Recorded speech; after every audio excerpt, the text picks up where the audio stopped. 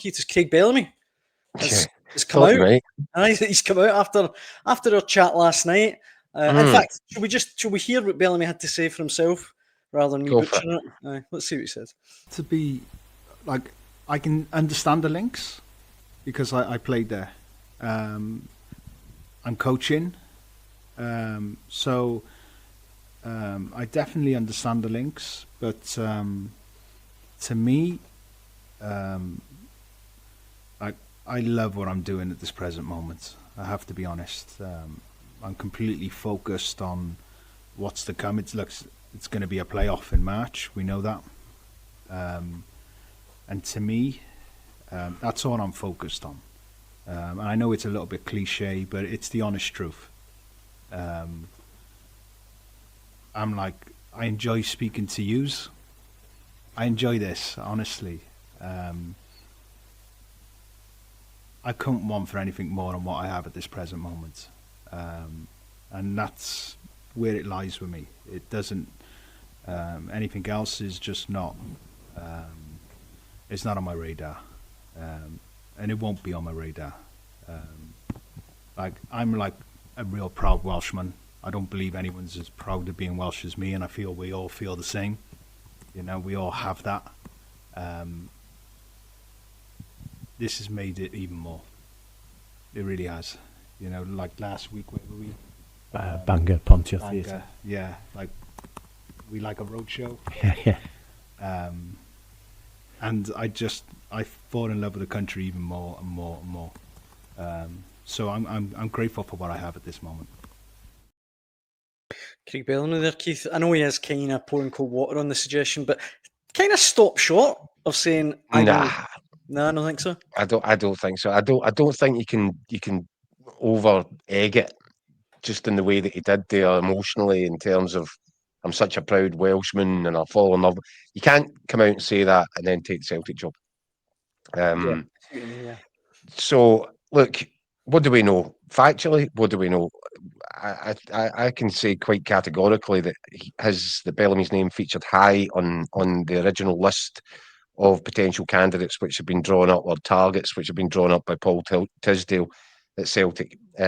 He's a guy that really interested Celtic. I think there was a bit of back channeling, and I'm not sure how far it went, if it got off the ground at all. There was obviously the appointment of Martin O'Neill. I don't know. I just wonder if there's been reason for everybody just to walk away a little bit. Again, it feeds into this. Are they going to just let Martin O'Neill run with it? Was Craig Bellamy a person of interest for Celtic? Absolutely. Do I believe, after hearing that Craig Bellamy could run out on Wales? He could never go back if he did.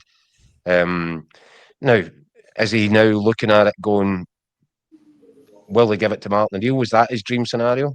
But even if it was, Daniel, Celtic couldn't allow that. Celtic couldn't say, yeah, you just stay at Wales, and if you get to the World Cup, that's great. Go to the World Cup. What? Then come back and take the team, start taking the team when pre-season's already started, when you're only a couple of weeks away from potential Champions League qualifiers.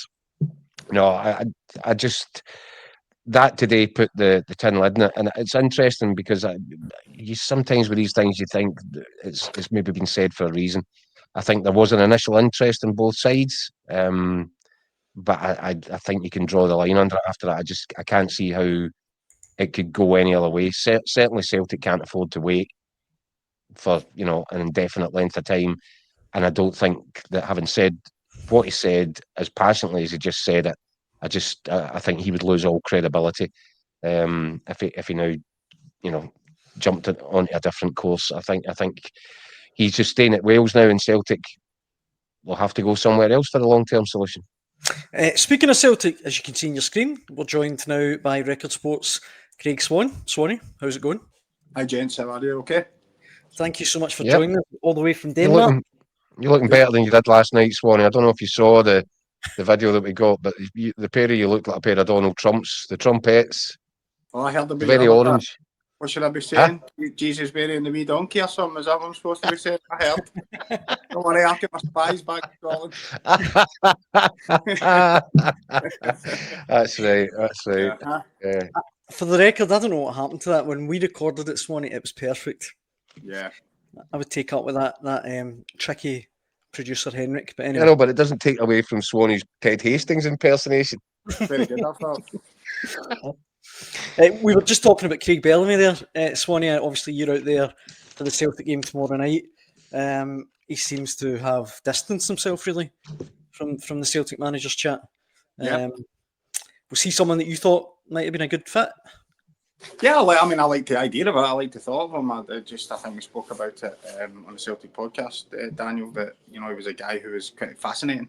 And I think players were really taking to him and the Wales squad.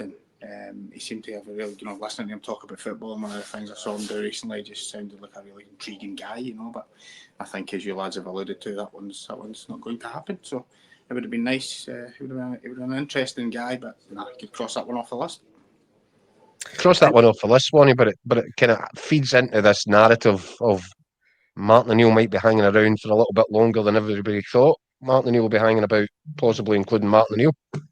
Yeah, quite possibly. Listen, we've talked a lot about this, haven't we, over the last sort of 48, 72 hours since the game at Hampden, and obviously Celtic have had the bounce that I think everybody thought they might get. And again, I touched on this last night. I'll repeat myself: Martin O'Neill and Sean Maloney. Yeah. I think that's an important thing to say. There's certainly. Listen, we keep saying it. Martin and Sean have bought Celtic time. That's what they've done. They've bought them time. It looks like they've bought them time. We don't know how the next two games are going to go. You know how fickle football is, guys. Celtic don't get a good result in Midtjylland, and we're to lose at home at Kilmarnock on Sunday. The entire Celtic support screaming for the new manager to be in by Monday morning. So you know how these things go. At the moment, it looks like you're in a situation where Martin O'Neill and Sean Maloney are buying Celtic time. So it's just, can they keep the momentum going, and can they keep it going forward, and just keep kicking the can down the road, if you like, and give Celtic more chance to get exactly the man that they want.